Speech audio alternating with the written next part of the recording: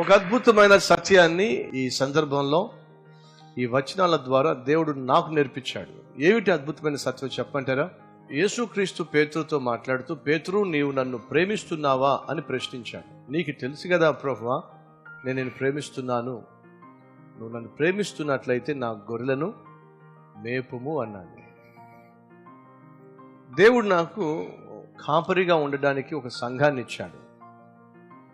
సంఘాన్ని ఇచ్చినప్పుడు దేవుడు నాకు నేర్పించిన పాఠం ఏమిటంటే, నీవు నన్ను ప్రేమిస్తున్నట్లయితే ఆ ప్రేమను నువ్వు చూపించడానికి ఒక అద్భుతమైన అవకాశం ఏమిటంటే, నీ దగ్గరకు నేను పంపించే గొర్రెలను మేపటం. ఒక సేవకునిగా, ఒక కాపరిగా నేను నా ప్రభువును ప్రేమిస్తున్నాను అని ఎలా నిరూపించగలను తెలుసా? నా దగ్గరకు దేవుడు తీసుకొస్తున్నటువంటి గొర్రెలను వాక్యంతో మేపటమే నేను నా దేవుని పట్ల కలిగి ఉన్న ప్రేమను క్రియల్లో చూపించటం. ఆ సత్యాన్ని ఎప్పుడైతే నేను గమనించానో, గ్రహించానో, కల్వరి టెంపుల్కి ప్రభువు తీసుకొచ్చేటటువంటి గొర్రెలను స్వచ్ఛమైన వాక్యంతో నేను పోషించాలి అని ఖచ్చితమైన నిర్ణయం తీసుకున్నాను. ఎందుకు ఆ నిర్ణయం తీసుకున్నాను అంటే, సంఘాన్ని పెంచుకోవాలనే ఉద్దేశం నాకు లేదు. మీకు తెలుసో లేదో, కల్వరి టెంపుల్లో నేను జీతం తీసుకోను. కల్వరి టెంపుల్కి కాపరిగా ఉంటున్నప్పటికీ ఇప్పటి వరకు ఒక్క నెల కూడా జీతం తీసుకోలేదు. కల్వరి స్వరాన్ని బలపరచండి అని నేను టీవీలో మీకు మనవి చేసినప్పుడు, అది కేవలము నశించిపోతున్న ఆత్మలకు సువార్తను ప్రకటించవలసిన బాధ్యత, భారము మన మీద ఉంది కనుక మీ సహకారంతో సువార్తను లక్షల మందికి, కోట్ల మందికి పంచిపెట్టాలి అనే ఒకే ఒక్క ఉద్దేశంతోనే కల్వరి స్వరం ద్వారా మీరు అనేక లక్షల మందికి సువార్తను ప్రకటించడానికి ముందుకు రండి అని ఆహ్వానిస్తూ ఉంటాను. కల్వరి స్వరాన్ని బలపరుస్తూ మీరు కానుక పంపించినా, మీకు తెలుసో లేదో, ఆ కానుకల్లో ₹1 కూడా నా దగ్గరికి రాదు, ₹1 కూడా నేను తీసుకోను. ఈరోజు వరకు అలాగే సేవ చేస్తూ వచ్చాను. ఇది ప్రభువుకు తెలుసు, నాతో పాటు సేవలో పాలు పంచుకుంటున్న అందరికీ తెలుసు, కల్వరి టెంపుల్లో ఉన్న సభ్యులకు కూడా తెలుసు.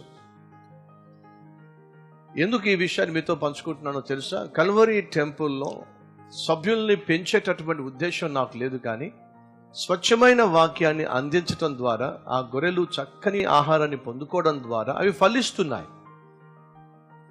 కొంతమంది అంటూ ఉంటారు, సతీష్ కుమార్ గారు మీరు పట్టణాల్లో సేవ చేస్తున్నారు, పల్లెల్లోకి వెళ్ళి సేవ చేయండి, అప్పుడు తెలుస్తుంది కష్టం ఏమిటో అని చెప్పి. ఇలా కామెంట్లు చేసేవాళ్ళు పాపం వాస్తవాలు తెలియవు. 91 నుంచి 2001 వరకు నేను పల్లెటూరులోనే సేవ చేశాను, గ్రామాల్లోనే సేవ చేశాను, సైకిల్ మీద వెళ్ళే సేవ చేశాను, కడుపు కాలుతున్నా సేవ చేశాను, చలిలో సేవ చేశాను, వర్షంలో సేవ చేశాను, ఎండలో సేవ చేశాను. అలాగే సేవ చేయాలని ఆశపడ్డాను. పల్లెల్లోకి వెళ్ళి, కుగ్రామాల్లోకి వెళ్ళి, అడవుల్లోకి వెళ్ళి సేవ చేయాలి అని ఆశపడ్డాను. మీకు తెలుసో లేదో, 91 నుంచి 2001 10 సంవత్సరాలు నేను చాలా అడవుల్లోకి వెళ్ళి సేవ చేశాను. పాపం ఈ విషయం చాలా మందికి తెలియక నోరుంది కదా అని చెప్పి అలా పడితే అలా మాట్లాడుతూ ఉంటాను. అలా కొండల్లో, అడవుల్లో, పల్లెల్లో, కుగ్రామాల్లో సేవ చేయటం నాకు బహు ఇష్టం.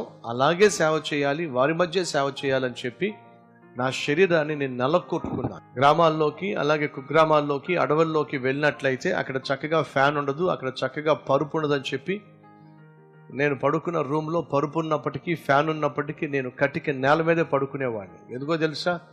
ఈ కొండల్లోకి, అడవుల్లోకి వెళ్ళినప్పుడు అక్కడ పరుపులు ఉండవు కాబట్టి నా శరీరం సుఖానికి ఎక్కడ దాసోహం అయిపోతుందో అని చెప్పి నేల మీదే పడుకునేవాడిని. ఉడుకు పెడుతున్నప్పటికీ ఫ్యాన్ ఆఫ్ చేసి మరీ పడుకునేవాడిని. కారణం ఏంటో తెలుసా? అడవుల్లో, కొండల్లో ఫ్యాన్లు ఉండవు కాబట్టి. అంతేకాదు, చలికాలం వచ్చినప్పుడు కావాలని చెప్పి నేను రెంటుకుంటున్నటువంటి ఇంటి పైకి వెళ్ళి దుప్పటి కూడా కప్పుకోకుండా రాత్రంతా చల్లోనే పడుకునేవాడిని, చల్లోనే ప్రార్థన చేసేవాడిని. ఎందుకో తెలుసా? అడవుల్లో, కొండల్లో సేవ చేసినప్పుడు ఈ చలిని భరించాలి అంటే మొదటగా నా శరీరం తట్టుకోవాలి అని చెప్పి చాలా కాలం నేను చలికాలంలో దుప్పటి కూడా కప్పుకోకుండా ఆరుబయటే పడుకునేవాడిని. రుచికరమైనటువంటి ఆహారం అడవుల్లో, కొండల్లో ఉండదని చెప్పి వారి మధ్యకు నేను సేవకు వెళ్ళినట్లయితే, ఎక్కడ ఆహారానికి దాసోహమై రుచికరమైన ఆహారం దొరకక సేవను విడిచిపెట్టి వచ్చేస్తానేమో అని చెప్పి కాలేజీలో చదువుకునే రోజుల్లోనే చికెన్ ఉండేది, మటన్ ఉండేది, ఎగ్ ఉండేది, ఫ్రై ఉండేది, వీటన్నిటిని పక్కన పెట్టి నా అన్నంలో నీళ్లు పోసుకుని తినేవాడిని. నా వైఖరి చూసి నా ఫ్రెండ్స్ అందరూ అనేవాళ్ళు, వీడికి పిచ్చి పట్టేసింది, మత పిచ్చి పట్టేసింది, చక్కని ఆహారం ఉంటే తినడం మానేసి పిచ్చోళ్ళలాగా అన్నంలో నీళ్లు పోసుకొని తింటున్నాడు ఏమిటని చెప్పి వాళ్ళు వేలాకోలం చేస్తూ ఉంటే వాళ్ళ నిందలు భరించలేక ఇక అందరూ భోంచేసి వెళ్ళిన తర్వాత ఒంటరిగా వచ్చి గబగబా కూర్చొని అన్నం వేసుకుని ఆ అన్నంలో నీళ్లు పోసుకునే తినేవాడిని. కారణం తెలుసా? నా నోరు రుచికి అలవాటు పడకూడదని చెప్పి. ఒక స్టూడెంట్గా ఉన్న రోజుల్లోనే నాకున్న ఒకే ఒక ఆశ ఏంటో తెలుసా? నశించిపోతున్న ఆత్మలను రక్షణలోకి నడిపించే సత్య సువార్తను పట్టణాల్లో ఎవరైనా ప్రకటిస్తారు కానీ పల్లెలకు, అడవుల్లో, కొండల్లో ఉన్న ప్రజలకు ప్రకటించడానికి ఏ ఒక్కరు సాహసం చేయరు. కాబట్టి నా డైరీలో రాసుకున్నాను, ప్రభువా, ఎవరైతే సువార్త ప్రకటించడానికి ఏ ప్రాంతానికి వెళ్ళలేరో, వెళ్ళడానికి ఇష్టపడరో అటువంటి ప్రాంతానికి నన్ను పంపించు, నేను వెళ్తాను, అందుకు నా శరీరాన్ని నేను సిద్ధపరచుకుంటున్నానని చెప్పి ఒక స్టూడెంట్గా నా శరీరాన్ని నల్లకొట్టుకున్నాను. ఇంకో విషయం చెప్పమంటారా? ఈరోజు కూడా నా భార్యకు తెలియదు నేను బహుగా ఇష్టపడి తినే కూర ఏమిటో. ఎందుకని? నాకంటూ ఇష్టమైన కూరలు కానీ ఇష్టమైన ఆహారం కానీ ఇప్పటికి కూడా లేవు. మా పిల్లలు కొన్నిసార్లు బిర్యానీ భలే సంతోషంగా తింటూ ఉంటారు. డాడీ మీరు కూడా తినండి అంటారు. చాలా సందర్భాల్లో చెప్పిన మాట ఏంటో తెలుసా? మీరు ఎంతో సంతోషంగా బిర్యానీ బాగుందని చెప్పి తింటారు కానీ నాకేమిటో ఆ బిర్యానీ యొక్క రుచి నాకేం అర్థం కాదురా అని చెప్పి అంటూ ఉంటాను. కారణం తెలుసా? రుచికి దాసోహం కాకూడదని చెప్పి రుచి నుంచి బయటపడ్డాను. సుఖాలకు దాసోహం కాకూడదని చెప్పి ఈ శరీరాన్ని యవ్వన ప్రాయంలోనే ఎండబెట్టేటటువంటి అనుభవం కూడా దేవుడు నన్ను తీసుకెళ్ళాడు. 91 నుంచి 2001 వరకు అడవుల్లో, కొండల్లోనే సేవ చేశాను.